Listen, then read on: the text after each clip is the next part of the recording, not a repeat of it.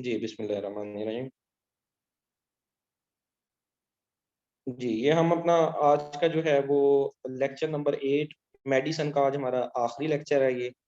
इसके बाद मेडिसिन हमारी खत्म हो जाएगी और कल जो है वो आपके नामा-ए-माल देखे जाएँगे और जिस तरह वो कहते हैं दाएँ हाथ में दाएँ नेक माल, पास वाले दाएँ हाथ में और जो फेल वाले होंगे उनको बाएँ हाथ में नामा-ए-माल पकड़ाए जाएँगे कल।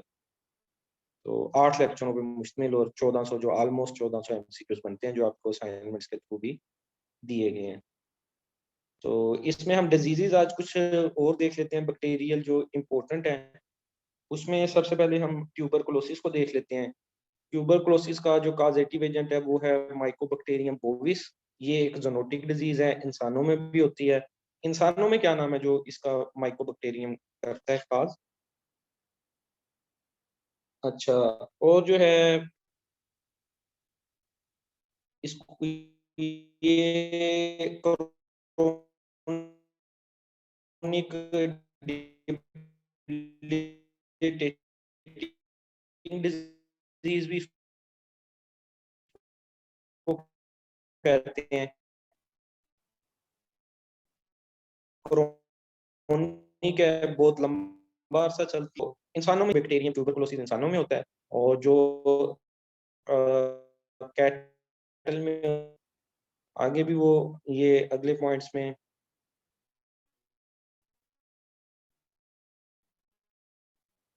वीकनेस, एनोरेक्सिया, भूख नहीं लगेगी, जनरलाइज़ एमेसिएशन, लो ग्रेड फीवर, हल्का-सा बुखार भी रहेगा और पल्मोनरी फॉर्म के अंदर जब ये जो ट्यूबरकुलोसिस लंग्स को मुतासिर करेगी, तो कफ रहेगी, साँस में दुश्वारी आएगी और जो लीजन्स बनते हैं इसके लंग्स में उसको कहते हैं ट्यूबरकल्स। लंग्स में जो इसके लीजन बनते हैं ट्यूबरकुलोसिस की वजह से उसको ट्यूबरकल्स कहते हैं और इसीलिए इस डिज़ीज़ का एक और नाम है, यहाँ मेरे ख्याल नहीं लिखा हुआ, आप लिख लीजिएगा। पर्ल डिज़ीज़ भी कहते हैं इसको, PEARL, पर्ल डिज़ीज़। पर्ल का मतलब होता है मोती, वो जो लंग्स में बनते हैं अपना अ, ट्यूबरकल्स, वो येलो कलर के होते हैं और पी साइज़ ये मटर का दाना जो होता है ना उतने के होते हैं। तो वो इस तरह लगते हैं जैसे मोती हैं। तो उन ट्यूबरकल्स की वजह से इसको कहा जाता है pearl disease, PEARL, pearl disease, मोती वाली डिज़ीज़, ठीक है?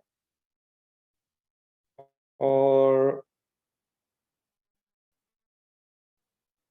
जब इससे भी ज़्यादा मतलब अगर पहले तो मतलब वो जब ये लंग्स में चली गई तो वहाँ पे उसने ट्यूबरकल का कर दिए और इससे भी आगे जब डिज़ीज़ जाती है तो लिम्फ नोड्स को भी मुतासिर करती है। नोड्स का इम्यून बड़ा अहम किरदार होता है, तो उसको ये जो है बन जाती है वहाँ और इस क्यों काम कर जाती है? ऐसा क्या मतलब जादू है इसके अंदर? बता सकते हैं कोई?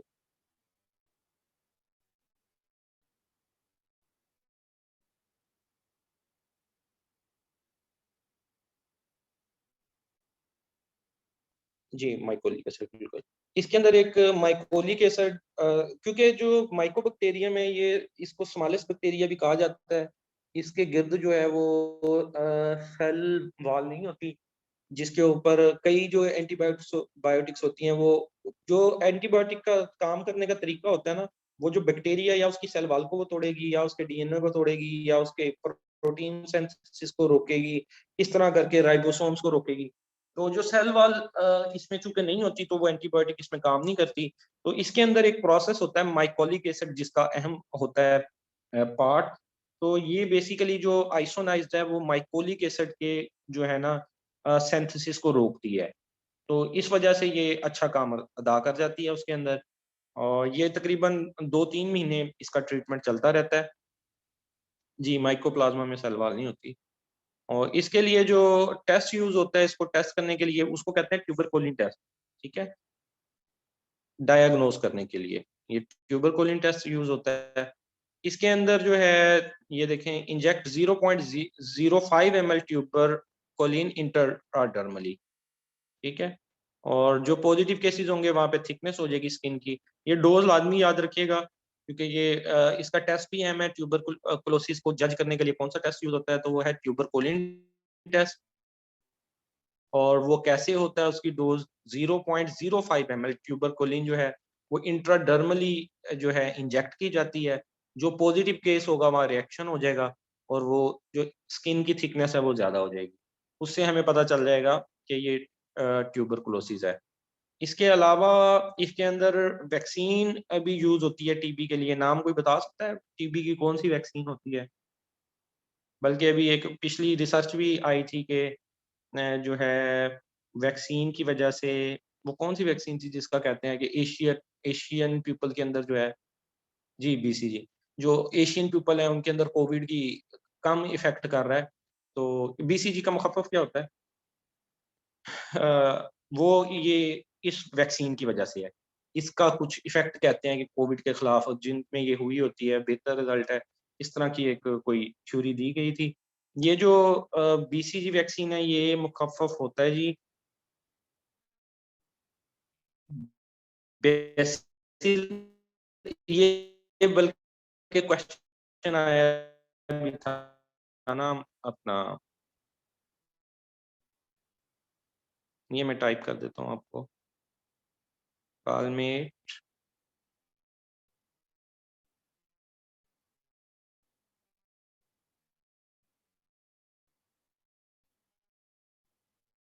ग्योराइन कीजिएगा।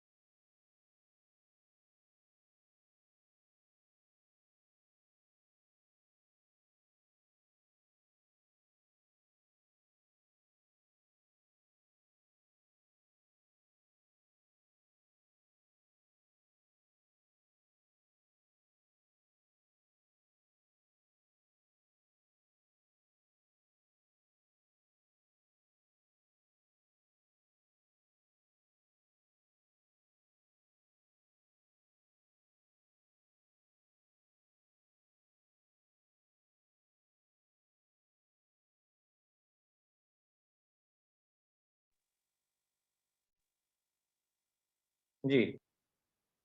अच्छा, हम ट्यूबरकुलोसिस की बात कर रहे थे और इसकी वो बात कर रहे थे जो वैक्सीन होती है बैसिलस कालमेट ग्योराइन, ये बड़ी अहम है।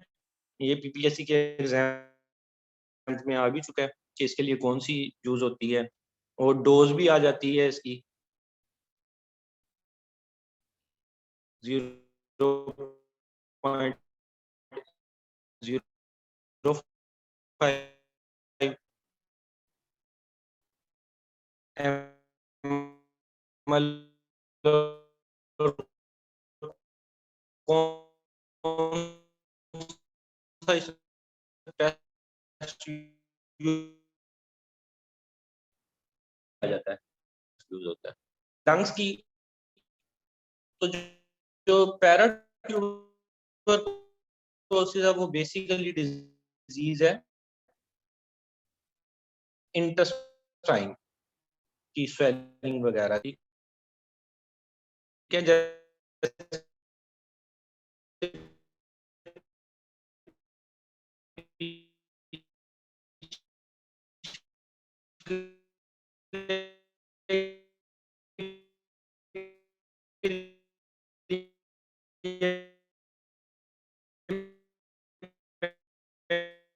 वैक्सीन यूज होती थी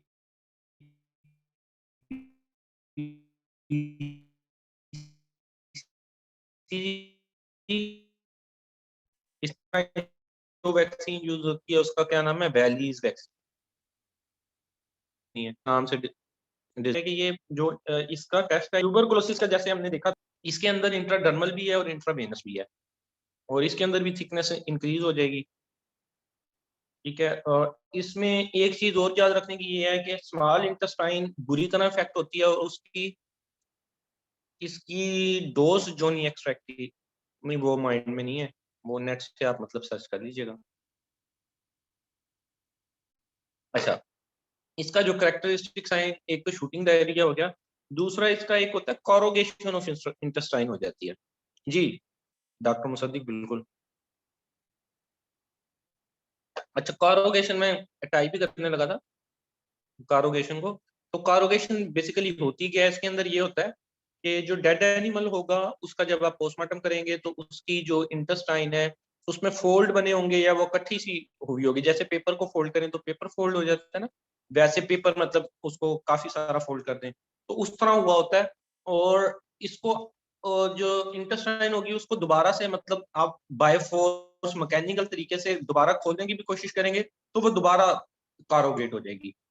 लेकिन कॉरोगेशन या इस तरह की चीजें और चीजों में भी आ सकती हैं, जो है इवन के कॉन्स्टिपेशन में भी हो सकता है।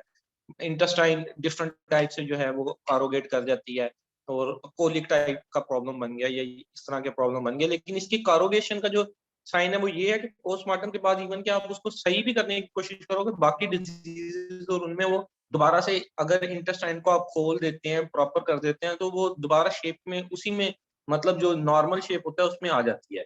लेकिन इसके अंदर क्या होगा, वो दोबारा नॉर्मल शेप में नहीं आएगी, दोबारा से झिल्लियां सी पड़ जाएंगी, झुर्रियां उसके ऊपर पड़ जाएंगी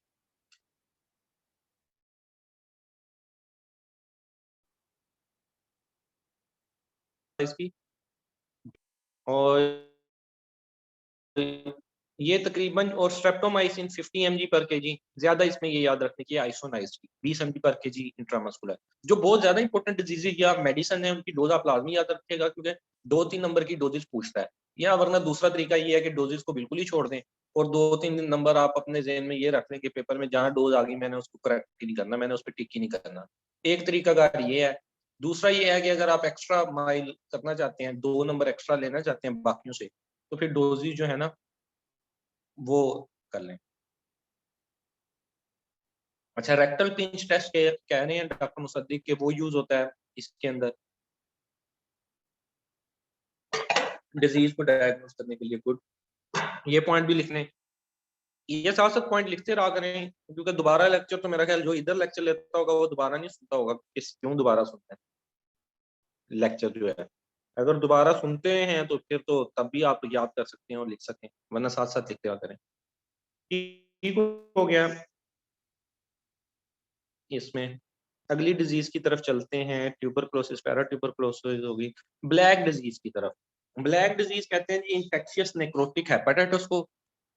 और इसका दूसरा नाम क्या है और इम्पोर्टेंट नाम क्या है, जो मतलब लोकल नाम वो क्या होता है भला? अच्छा, ब्लैक डिजीज जो है वो क्लोस्ट्रीडियम नोवियाई टाइप बी की वजह से होती है। काजेटिव एजेंट इसका देखिएगा क्लोस्ट्रीडियम नोवियाई टाइप बी, और ये जो है डैमेज करती है लीवर को। ठीक है, इसीलिए इसको इन्फेक्शियस नेक्रोटिक हेपेटाइटिस कहते हैं। ब्लैक डिजीज को क्या कहते हैं? इन्फेक्शियस। अच्छा, ब्लैक डिजीज और ब्लैक लेग डिजीज दोनों एक होती हैं या अलग अलग है? और यार डॉक्टर मुसद्दिक, सिर्फ आप ना, आप सबसे आखिर में जवाब दिया करो, बाकियों की अलग अलग है। ठीक है, डिफरेंट है। जो ब्लैक डिजीज है वो है इन्फेक्शियस नेक्रोटिक हेपेटाइटिस। ठीक है, इसमें सिर्फ ब्लैक है। ठीक है, ब्लैक डिजीज हेपेटाइटिस होगा तो उस हवाले से कि जो लीवर है वो खराब हुआ। ठीक है, तो इसलिए इसको ब्लैक डिजीज कहा जाता है। और ब्लैक लेग इसके अगली हम डिस्कस करेंगे। तो यहाँ मतलब कंफ्यूज नहीं होना ब्लैक डिजीज में और ब्लैक लेग डिजीज में। ब्लैक लेग डिजीज को तो ब्लैक वाटर भी कहा जाता है ना, वो तो बड़ी मशहूर है डिजीज। और शीप ज्यादातर इसमें इफेक्ट होती है इन्फेक्शियस नेक्रोटिक हेपेटाइटिस में। आमतौर पे मतलब लीवर फ्लूक जब आमतौर पे किसी जानवर में हो वो, तो ये साथ में वायरस जो बैक्टीरिया वो भी हमला कर देता है। ठीक है, क्योंकि जो लीवर फ्लूक है फिशियोलोसिस है, वो बेसिकली लीवर की डिजीज है, बल्कि उसको शीप लीवर फ्लूक डिजीज भी कहा जाता है आमतौर पे फिशियोलोसिस को। तो जिस शीप वगैरह के अंदर लीवर डैमेज होगा, ये साथ में आके अपना हिस्सा मिला देगा और मजीद जो है नेक्रोटिक कर देगा उसके लीवर को, इसीलिए इसको इन्फेक्शियस नेक्रोटिक हेपेटाइटिस कहते हैं। तो ये देखिएगा इसकी लीजन जो है plug of yellowish dead tissue in liver, liver के अंदर जो है येलो कलर का जो है वो टिश्यू अकामुलेट हो जाएगा। और सडन डेथ इसमें हो जाती है। क्लोस्ट्रीडियम के अक्सर इन्फेक्शंस के अंदर सडन डेथ भी है ना, ये टॉक्सिन वगैरह रिलीज करते हैं क्लोस्ट्रीडियल इन्फेक्शन, तो वो यकदम भी हो जाती है डेथ और बाज़ का पता भी नहीं चलता, वो साइंस भी नहीं ये अपने शो करते अगर ये जो है अक्यूट फॉर्म में आए। अगली डिजीज देखिएगा ब्लैक लेग। ब्लैक लेग को ब्लैक क्वार्टर भी कहते हैं और मायोनेक्रोसिस भी कहते हैं, इसके दो नाम हैं ब्लैक लेग के। और इसका काजेटिव एजेंट जो है वो है क्लोस्ट्रीडियम शोबियाई, इसको शोबियाई भी कह देते हैं, चोबियाई भी कह लेते हैं, जो दिल करे वो पढ़ लें। और ये ग्राम पॉजिटिव है, और ग्राम पॉजिटिव जहाँ भी आएगा वो एक आपने चीज याद रखनी है, ग्राम पॉजिटिव पे जो ड्रग ऑफ चॉइस है ना वो पेनिसिलिन पे फौरी तौर पे क्लिक मारते हैं आपने। ग्राम पॉजिटिव के लिए जो ड्रग ऑफ चॉइस होती है वो पेनिसिलिन, पुरानी मतलब यही चली आ रही है, तो ये ग्राम पॉजिटिव के लिए स्पेसिफिक होती हैं। तो इसको जो आमतौर पे कहा जाता है लोकल लैंग्वेज में वो चौड़े मार कहा जाता है, ठीक है। ये लेग्स पे बेसिकली जो एनिमल हाई डाइट पे हो या अच्छे जिनको मतलब अच्छी डाइट मिल रही हो, तो यंग एनिमल या वो एनिमल जिनका वेट ज्यादा हो, बीफ फैटनिंग फार्म जो होते हैं वहां पे ये बहुत ज्यादा जो है करती है, क्योंकि ये नॉर्मल इनहेबिटेंट होता है जीआईटी का, गैस्ट्रो इंटेस्टाइनल ट्रैक्ट का और सॉइल का, ठीक है। और जब इसको फेवरेबल एनवायरनमेंट मिलता है किसी जगह पे, तो ये फौरी तौर पे वहां पे जो है जाता है, या कहीं पे अगर चोट लग जाए तो भी ये डीप चोट हो ना मस्कुलर, वहां पे भी ये इन्वेट करता है। और ज्यादातर जो किन मसल्स को ये इन्वेट करता है, नेक, शोल्डर, बैक और ग्लूटियल मसल्स। अच्छा, ये वाले मसल्स क्यों यहाँ इसमें ज्यादा लिखे हैं, नेक, शोल्डर, बैक और ग्लूटियल, क्योंकि यहीं पे गोश्त ज्यादा होता है, तो इसने डीप इंट्रामस्कुलर जो है मायोनेक्रोसिस करनी है। मायोनेक्रोसिस, मायो मैंने मसल, नेक्रोसिस जो होता है उसका टिश्यू को डेड कर देना, उधर ब्लड की सप्लाई को रोक देना, उस जिम्रे में आ जाता है। तो मायोनेक्रोसिस मसल्स की डीजनरेशन ये करता है। तो नेक के ऊपर आमतौर पे ये देखिए टीका भी इसी जगह लगाया जाता है, इंजेक्शन जो इंट्रामस्कुलर है नेक पे, शोल्डर पे, बैक पे या ग्लूटियल मसल पे एनिमल के लगाया जाता है। ये मसल वो होते हैं जहाँ पे ज्यादा मिकदार में गोश्त मौजूद होता है, ठीक है।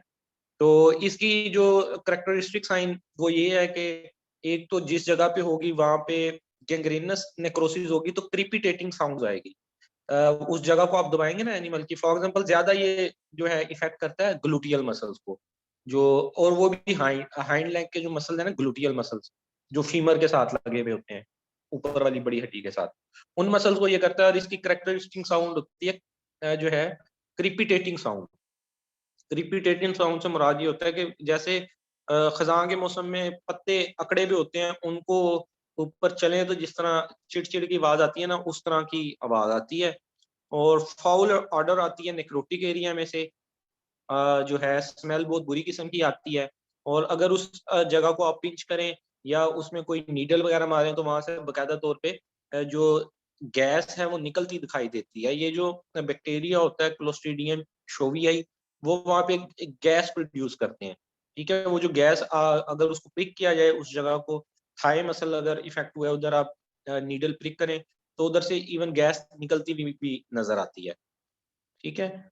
और आमतौर पे अगर ये थोड़ा सा बढ़ जाए इन्फेक्शन और नेक्रोसिस हो जाए तो जो है एनिमल नेक्रोटिक हो गया उसका मसल, तो वो चल नहीं सकेगा, और दूसरा जो है मसल उसकी तरफ भी ये बढ़ता जाएगा, तो वो एनिमल का ट्रीटमेंट बहुत मुश्किल हो जाता है, शाज़ और नादरी जो है एनिमल बचता है। और इसके लिए अगर मतलब इनिशियल स्टेज पे पता चल गया है तो पेनिसिलिन यूज करेंगे आप। और अगर इसका प्रिवेंटिव करना है तो इसकी वैक्सीन मतलब जो 3-4 बुआइन और ये जो कैटल और बफल की बीमारियां हैं उनमें आमतौर पे चौड़े मार की, मुंह खुर की, गल घोटू की, ये 3-4 बीमारियों की आमतौर पे फील्ड में यूज होती होती हैं ये वैक्सीन।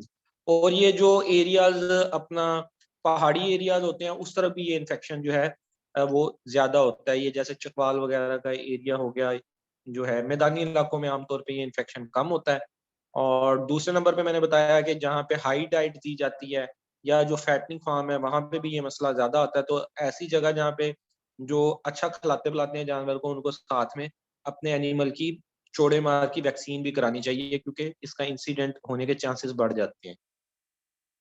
और इसकी अगर आप देख लें अपना टॉक्सिन की, तो टॉक्सिन अल्फा टॉक्सिन और बीटा टॉक्सिन होती हैं। अच्छा, कोलिस्ट्रीडियल इन्फेक्शन में आपके टॉक्सिन्स का एक चार्ट बना लेंगे। ये कोलिस्ट्रीडियल हैं, ये इनके जो है वो दूसरे नाम है, जो सिनोनिम्स हैं, काजेटिव एजेंट, और साथ में इनकी टॉक्सिन्स के नाम भी लिख लीजिएगा। ठीक है, क्योंकि टॉक्सिन्स के नाम वो पूछ सकता है। जैसे कल हमने जो पढ़ी थी डिजीजेज, टेरोटॉक्सीमिया, उसकी अलग टॉक्सिन्स थी। टेटनस जो डिजीज है उसकी अलग टॉक्सिन्स हैं। तो इसकी जो ब्लैक लेग की वजह, इसमें 4 टॉक्सिन्स होती हैं, अल्फा, बीटा, गामा और डेल्टा। लेकिन जो मेन इंपॉर्टेंट टॉक्सिन है वो अल्फा टॉक्सिन और बीटा टॉक्सिन होती है, ये मायोनेक्रोसिस डिजीज में, ब्लैक वाटर या चौड़े मार डिजीज में। ठीक है, तो ये एक अगर आप पेज पे कोलेस्ट्रीडियल डिजीज का बना लें तो काफी हेल्प हो जाएगी। उनका कोलेस्ट्रीडियल डिजीज में से कोई ना कोई क्वेश्चन उसने पूछ ही लेना है। ये इतनी सारी तो डिजीजेस बन जाती हैं, 7-8 तो बन जाती हैं। चलिए अगली डिजीज को देखते हैं। सर शीप में ये कहीं पॉइंट में लिखा है, ट्रांसट्रैक्शन या टेल वाउंड वगैरह की वजह से होता है आई थिंक, लेकिन कैटल में मसल की वजह, नो हिस्ट्री ऑफ वाउंड। अच्छा ठीक है, ये बता रहे हैं कि ये जो शेयरिंग और टेल डॉकिंग होती है, उस टाइम पे जब शेयरिंग या टेल डॉकिंग होती है तो कोई कट वगैरह लग जाए, जख्म वगैरह लग जाए ना, तो उसकी वजह से हो सकता है, जिसकी वजह से जो इन्फेक्शन है वो डीप मसल के अंदर इन्वेड कर जाएगा। और कैटल में ये इन्होंने लिखा है कि जो है उसमें वाउंड की कोई हिस्ट्री नहीं होगी, और जस्ट मतलब एनिमल हाई डाइट पे फेड होगा। तो चूंकि ये नॉर्मल इनहेबिटेंट है जीआईटी का, तो हाँ जी ठीक कह रहे हैं। यस सर, शीप में हिस्ट्री वाउंड, हाँ बिल्कुल, क्योंकि उसमें तो डीप इतने मसल है ही नहीं ना, इसको डीप मसल्स चाहिए। ठीक है, जहाँ पे इसने ये इन्वेड करके जाना है। तो जो शीप एंड गोट होती है उसके अंदर, शीप में खासतौर पे वो वाउंड की हिस्ट्री होना जरूरी है, वाउंड होता है। लेकिन कैटल के अंदर अगर वो हाईली प्रोटीन फेड उसको डाइट वगैरह दी जा रही है तो उसमें भी हो सकता है। अच्छा, नेक्स्ट हम देखते हैं टेटनस। टेटनस को लॉक्ड जा और सा हॉर्स डिजीज भी कहते हैं। तो यहाँ ये याद रखना है, टेटनस की जो है वो लॉक्ड जा है, और जो बॉटल जा है वो किसकी है, फिशियोलोसिस की। तो ये जरा सा कंफ्यूज हो जाते हैं एमसीक्यूज में, तो कोई इसका बना लें जो है ना, नेमोनिक, टीएलजे, या जिस तरह भी अपनी मर्जी से जो दिल करे नेमोनिक बना के याद रखें कि टेटनस में लॉक्ड जा होती है, और जो बोतल जा है वो होती है फिशियोलोसिस में। ठीक है, इसको साह हॉर्स डिजीज भी कहते हैं, और ये बहुत ज्यादा आपको पता है हाईली फैटल फैटल डिजीज है। और इसमें न्यूरोटॉक्सिन्स की वजह से, ठीक है, टेटनी हो जाएगी, कन्वर्जन हो जाएगी, वो एनिमल मूव नहीं कर सकेगा। उसका जो है आपको इसके साइन पता ही है, मेन जो साइन है, हाइपरेस्थीसिया हो जाएगा, टेटनी हो जाएगी, कन्वर्जन हो जाएंगी। वो उसको स्टिमुलाई भी इवन के डिस्टर्ब करेंगे एनिमल को, क्योंकि ये न्यूरोटॉक्सिन है, न्यूरॉन डिस्टर्ब हो जाती हैं जानवर की। रैबीज को ड्रॉप जा वाली सारी याद कर लें। और वो कौन सी है वो जिसमें एक्टिनो जो है माइकोसिस है, लंपी जा वाले लिख लेना, 4-5 जो हैं एक जगह पे सारे। तो वो फिर इस तरह मतलब चीजों को कोरिलेट करना होता है ना, यूं याद करें तो कोरिलेट करके मतलब 5 चीजें आपने, अब ये 5 डिजीज इकट्ठी लिख ली, क्लोस्ट्रीडियल की जो है वो इकट्ठी लिखनी, ये आप जो है 30-40 पेज पेज बना लें अपने 1 पेज, वो पेपर से पहले दिन पढ़ के जाना, तो उससे बड़ी हेल्प हो जाती है। अच्छा, इसकी एटियोलॉजी जो है इजी सी, नाम के मुताबिक क्लोस्ट्रीडियम टेटेनाई, ये भी ग्राम पॉजिटिव है, तो इसके अंदर जो है स्ट्रेप्टोमाइसिन और जो है दूसरा पेंसिलिन, पेंसिलिन बेसिकली जो है यूज होती है। लेकिन आमतौर पे इसके इन्फेक्शन के अंदर तो एंटी टेटनस सीरम यूज होता है, टेटनस में तो खास तौर पे, क्योंकि कुछ डिजीज ऐसी हैं इनकी कोलेस्ट्रीडियल में जो हो जाए तो फिर उसको जरा मुश्किल हो जाता है ट्रीट करना, है ना, एंटीबायोटिक के जरिए। क्योंकि ये टॉक्सिन्स रिलीज हो जाती है ना। चले बैक्टीरिया तो आप मार लेंगे, टॉक्सिन्स को फिर कैसे खत्म करेंगे, फिर लंबे रोलों में पड़ जाते हैं, पढ़ना पड़ता है। अच्छा, इसकी ये ड्रम स्टिक अपीयरेंस लाजमी तौर पे टर्म याद रखिएगा। ड्रम स्टिक अपीयरेंस जो है वो स्पोर जो होता है इसका, वो ड्रम स्टिक टाइप होता है। वो किससे रिलेटेड है? वो रिलेटेड होगा अपना टेटनस से, ड्रम स्टिक लाइक अपीयरेंस, ठीक है। और इसकी जो होंगी टॉक्सिन्स, टेटनोस्पाज्मिन और टेटनोलाइसिन, ठीक है। और ये फिब्रिनोलाइसिन भी है। इनमें ये टेटनोस्पाज्मिन ज्यादा है में, जो न्यूरोटॉक्सिन्स है, जिसकी वजह से न्यूरोनल साइन आते हैं, जिस्म अकड़ जाता है और बॉडी अकड़ जाएगी, ठीक है। और जो है वो ट्रिमर्स वगैरह आएंगे, वो टेटनोस्पाज्मिन की वजह से। हीमोलाइसिन जो है वो ब्लड का ब्रेकेज करेगी। अच्छा, हॉर्स जो हैं इसके, हॉर्स, शीप, गोट, कैटल, मतलब ये जो डोमेस्टिक एनिमल हैं ये सारे ही हैं। बर्ड्स इससे रेजिस्टेंट होते हैं, ये इंपॉर्टेंट पॉइंट है, ये बर्ड्स के अंदर नहीं आएगी। हर्बीवोरस में ज्यादा आती है, कार्निवोरस में जरा कम आती है, और बर्ड्स में भी कम आती है। बर्ड्स में तो होती नहीं, रेजिस्टेंट होते हैं। क्लिनिकल फाइंडिंग इसकी देखें, इंक्यूबेशन पीरियड जो इसका है वो 10 से 14 दिन है। इससे जल्दी भी ये हो सकता है, ठीक है। जो अब मतलब टेटनस जैसी फौरी तौर पे, जैसे हम इंसानों में पता गिरते हैं तो वो कहते हैं कि जी टेटनस का टीका लगवा लो ना फौरी तौर पे, तो साइन आना शुरू हो गए, फिर इसका इलाज मुश्किल हो जाता है। तो इसका इंक्यूबेशन पीरियड आम तौर पे 10 से 14 दिन है।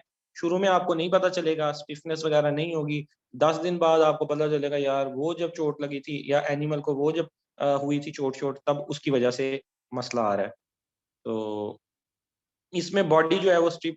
10 मिनट रह गए हैं, जरा हम खींचते हैं एक आधी डिजीज अभी और भी है इसमें। जस्ट मैं आपको अब जो वो है ना पॉइंट मेन, वो बताता जाता हूँ। इसमें जो है लोकलाइज स्टिफनेस भी हो सकती है, कि जिस जगह आपका रगड़ लगी या जिस जगह चोट लगी उस जगह, या जो है वो मसल्स ऑफ नेक, मेसेटर, मेसेटर मसल्स क्या होते हैं जी, हाइंड लिम्स और इन्फेक्टेड वाउंड वगैरह, उस जगह भी आ सकती है। इसके अंदर एक्साइटेशन बहुत ज्यादा हो जाती है स्टिमुलाई की बेस पे। कोई स्टिमुलाई जो है वो आएगा ना, तो उससे फौरी तौर पे रिएक्ट करता है। इसीलिए इसके अंदर ऐसा किया जाता है कि एनिमल को ना डार्क प्लेस पे रखा जाता है। डार्क प्लेस पे रखने का मकसद ये होता है कि लाइट शाइट शोर वगैरह ना हो, वरना क्योंकि जिस एनिमल को ये आया है वो बहुत ज्यादा सेंसिटिव हो जाएगा। जैसे ही कोई लाइट पड़ेगी या कोई शोर की आवाज सुनेगा तो वो अजीब सा रिएक्ट करेगा, क्योंकि उसकी न्यूरॉन डिस्टर्ब हो गई है ना। हाइपर एस्थेजिया, हाइपर जी, बिल्कुल ठीक हो गया। स्पाज्म ऑफ हेड मसल्स हो जाएगा, जिसकी वजह से प्रीहेंशन और मास्टिकेशन में मजा वो होगी, जरा मुश्किल होगी, तो इसकी वजह से इसको लॉक जा कहते हैं।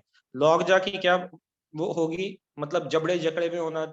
जानवर जो है उसके मसल जो है बेसिकली हेड मसल्स, वो हुए होंगे अपना, स्टिफ हुए होंगे, उसमें स्पाज्म आया होगा, अकड़ाव आया होगा, तो वो प्रीहेंशन किसी चीज को पकड़ना या मास्टिकेशन फूड को चबाना वो नहीं कर सकेगा, जिसकी वजह से इसको हम लॉक जा भी कहते हैं, ठीक है। और लॉक जा इसलिए कंटिन्यूस ड्रोलिंग और सलाइवा भी होती रहेगी, क्योंकि मुंह के मसल तो हिल नहीं रहे, अब प्रॉपर मास्टिकेशन नहीं कर रहे, तो जो सलाइवरी ग्लैंड सलाइवा पैदा कर रहे हैं वो बाहर गिरता रहेगा। और एनिमल इसके अंदर, टेल उसकी रेज हो जाएगी, एयर उसके इरेक्ट हो जाएंगे, नॉस्ट्रल उसके डायलेटेड हो जाएंगे, रिट्रैक्टेड आईलिड्स हो जाएंगी, और मूवमेंट करने में डिफिकल्टी करेगा। इसलिए इसको जो है नाम दिया जाता है सा हॉर्स डिजीज, ठीक है। कि उसका पास्चर ऐसा बन जाता है सा हॉर्स जैसा। टेल रेज, उठी हुई tail, erected ear, dilated nostril, retracted eyelids और डिफिकल्टी इन मूवमेंट, तो उसको फिर सा हॉर्स कहा जाता है। अब ये लोकजा और सा हॉर्स ये हो गया इसके अंदर। इसके ये दो इंपॉर्टेंट साइन हो गए जी। प्रोलैप्स ऑफ थर्ड आईलिड भी होता है इसमें, जो आंख की अंदर दो आईलिड तो नजर आ रही है, थर्ड आईलिड साइड पे होती है आंख के। थर्ड आईलिड का एक और नाम भी होता है, वो नाम बता सकते हैं कोई? निक्टेटिंग मेम्ब्रेन, ठीक है, निक्टेटिंग मेम्ब्रेन भी उसको कहते हैं जी। डॉक्टर मुसद्दी, डॉक्टर मुसद्दी का मुझे टेस्ट कंफर्म पास लग रहा है जी। वसीम ठीक हो गया। और इसमें कॉन्स्टिपेशन, ओहो ये हम कहाँ चले गए। कॉन्स्टिपेशन और यूरिन का भी मसला, क्योंकि जब एनवायरनमेंट होगी, जिस्म के मसल अकड़ने हैं, तो फिर वो बाकी मसल्स भी प्रॉपर मूव नहीं कर सकेंगे, जिसकी वजह से कॉन्स्टिपेशन और रिटेंशन ऑफ यूरिन। अब इससे बचने के लिए क्या किया जाएगा, जिसको ये साइंस आ रहे हैं उसके लिए क्या किया जाएगा, 3 चीजों को मेनली हिट करना है। ओह शिट, ये असल में जहाँ पे वो एडिट का ऑप्शन है ना, ये कलम निकालने का, वहीं पे ये ऑप्शन भी चल रहा होता है। अब ध्यान से पढ़ते हैं। अच्छा, इसके 3 गोल होते हैं ट्रीटमेंट करने के लिए। एक तो डिस्ट्रक्शन ऑफ ऑर्गेनिज्म करना है, दूसरा न्यूट्रलाइजेशन ऑफ टॉक्सिन और तीसरा रिलैक्सेशन ऑफ मसल्स। ये 3 चीजें करना जरूरी है जब जिसको ये इफेक्ट कर गया।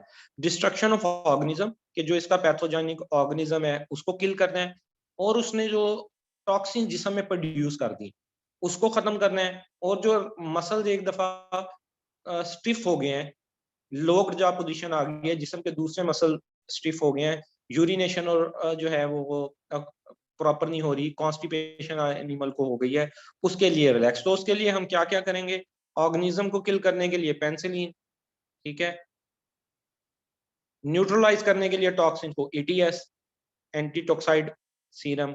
डोजेज इसकी मतलब आप देख लीजिएगा, स्लाइडें आपको मिल जाएंगी। तो रिलैक्सेशन और मसल्स के लिए देखिएगा, क्लोरल हाइड्रेट होता है, उसकी डोज देख लीजिएगा, इसकी डोज 30 से 45 ग्राम, और इसको 200 से 300 ml वाटर के अंदर मिला के 10% मैग्नीशियम सल्फेट का सोल्यूशन बनाना है। ओरली और आईवी दोनों तरीके से दिया जाता है। क्लोरल हाइड्रेट जो है वो बारबिचुरेट है, ये एक सिडेटिव टाइप है, इसलिए ये दिया जाता है। टेटनी और कन्वल्जन जो जिस्म में अकड़ा हुआ है, जो मसल स्टिफ हुए में, ये उसके लिए किया जाएगा। 3 आपको बताया कि ऑर्गेनिज्म को किल करने के लिए पेनिसिलिन, उसकी टॉक्सिन्स को खत्म करने के लिए एंटी टेटनस सीरम, और उसकी जो ये कन्वर्जन है उसको खत्म करने के लिए क्लोरल हाइड्रेट।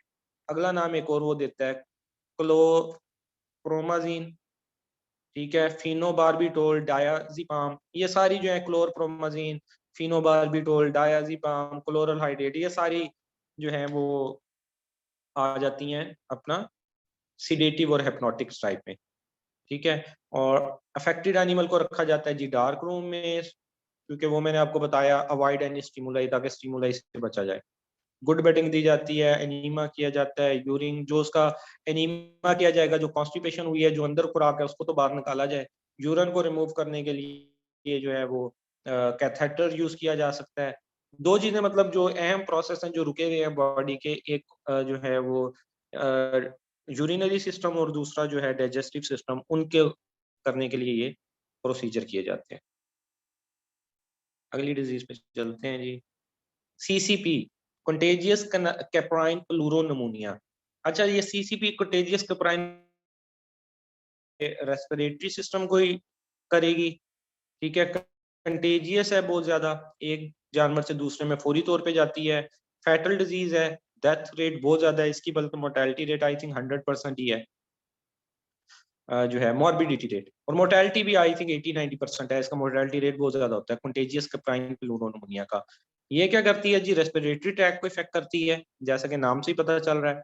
इसका काजेटिव एजेंट कौन सा है जी, माइकोप्लाज्मा कैप्रिक्यूलम सब स्पीशीज कैप्री न्यूमेनाई, ठीक है। एक इंपॉर्टेंट मोस्ट इंपॉर्टेंट चीज जो याद रखनी है, ये कैटल में भी नहीं होती और शीप में भी नहीं होती। ये डिजीज सिर्फ और सिर्फ जो है कैप्राइन में होगी। आपको पता है जो गोट की स्पीशीज है उसको हम कहते हैं कैप्राइन, और जो शीप की है उसको क्या कहते हैं, वाइन, ठीक है।